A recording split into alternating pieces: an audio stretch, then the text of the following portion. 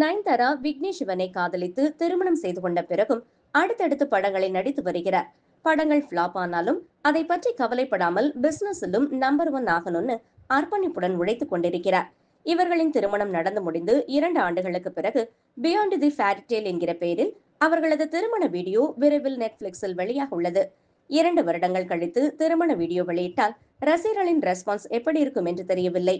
ஆனாலும் நெட்ஃபிளிக்ஸ் வரும் 18ஆம் தேதி நயன்தாராவின் 40வது பிறந்த நாளை முன்னிட்டு ஸ்ட்ரீம் ஆகும் என்று பிரமோ வெளியிட்டுள்ளது.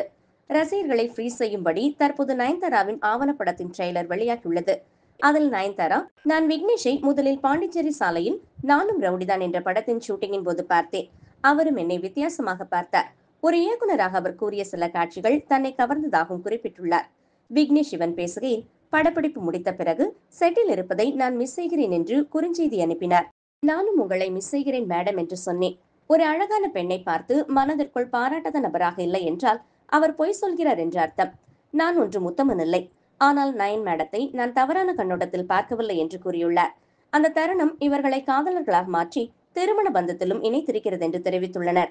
கௌதம் வாசுதேவ் மேனன் இயக்கிய இந்த ஆவணப்படத்தில் நயன்தாரா மற்றும் விக்னேஷ் சிவன் திருமணம் மற்றும் இடம்பெறாது.